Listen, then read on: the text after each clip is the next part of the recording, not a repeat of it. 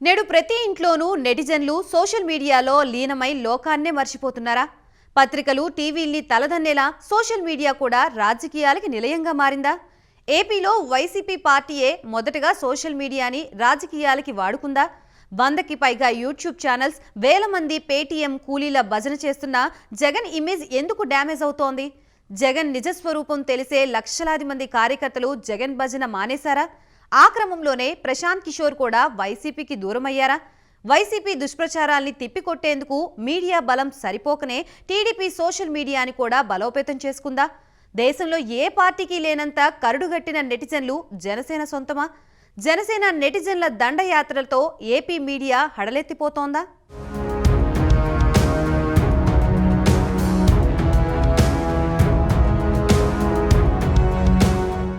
నేటి ఆధునిక సమాజంలో అన్ని వర్గాల వారు స్మార్ట్ ఫోన్లు వాడుతున్న సంగతి అందరికీ తెలిసిందే.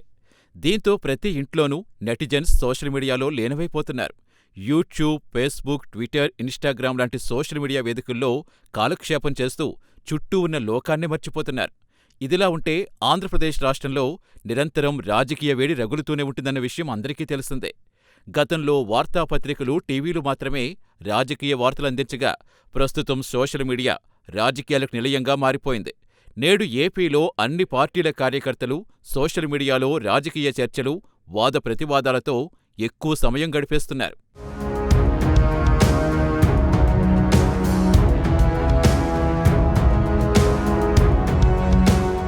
ఇదిలా ఉండగా ఏపీలో సోషల్ మీడియాని రాజకీయాలకు వాడుకునే విధానం వైసీపీ ప్రారంభించింది.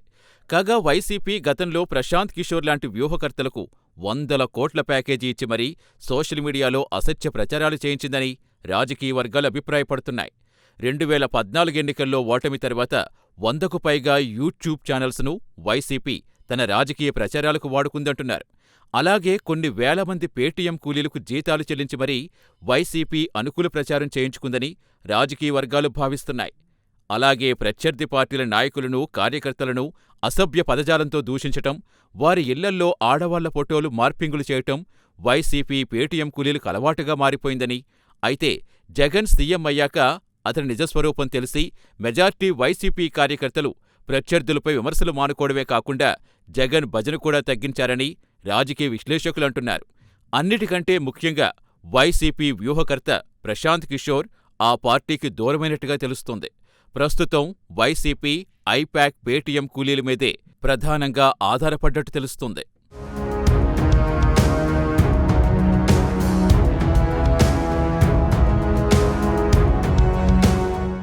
ఇక ప్రధాన ప్రతిపక్షం టీడీపీ విషయానికొస్తే మొదట్లో ఈ పార్టీ పత్రికలు, టీవీలపైనే ఎక్కువగా ఆధారపడింది. తెలుగు పేపర్లు, న్యూస్ ఛానల్స్లో అధిక భాగం టీడీపీకి అనుకూలమన్న విషయం అందరికీ తెలిసిందే. దీంతో టీడీపీ ఇటీవల కాలం వరకు మీడియానే నమ్ముకుంది. కానీ వైసీపీ సోషల్ మీడియా చేస్తున్న అసత్య ప్రచారం తిప్పికొట్టేందుకు టీడీపీ సోషల్ మీడియాలో తన కార్యకలాపాలు విస్తృతం చేస్తుంది. ఐటీడీపీ అనే పేరుతో పార్టీ అధికారిక సోషల్ మీడియా విభాగం నడుపుతూ టీడీపీపై వైసీపీ చేస్తున్న అసత్య ప్రచారాలు తిప్పికొడుతోంది. అలాగే తమ అధినేతలు చంద్రబాబు, నారా లోకేశ్ల నాయకత్వం గురించి ప్రచారం చేస్తుంది.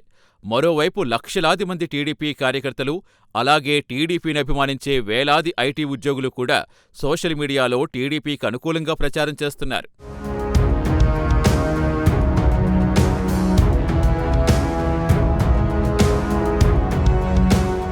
ఇక ఆంధ్రప్రదేశ్ రాజకీయాల్లో శరవేగంగా దూసుకుపోతున్న జనసేన పార్టీ కూడా లక్షలాది మంది జన సైనికులు, మెగా ఫ్యామిలీ అభిమానులు సోషల్ మీడియాలో అంకితభావంతో పనిచేస్తున్నారు. నిజానికి భారత్లో మరే ఇతర పార్టీకి లేనంత వీరాభిమానులు జనసేన పార్టీకి ఉన్నారనడంలో ఎలాంటి అతిశయోక్తి లేదని రాజకీయ విశ్లేషకులంటున్నారు.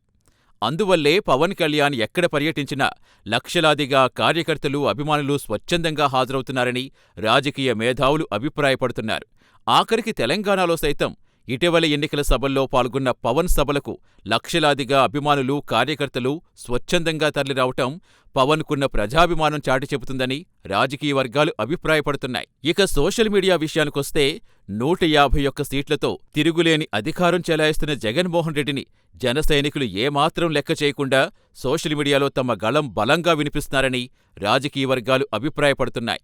ఒక్క మాటలో చెప్పాలంటే వైసీపీ, టీడీపీల మీడియా, సోషల్ మీడియాలను తలదన్నేలా సోషల్ మీడియాలో జనసైనికులు పోరాడుతున్నారనే అభిప్రాయాలు సర్వత్రా వినిపిస్తున్నాయి.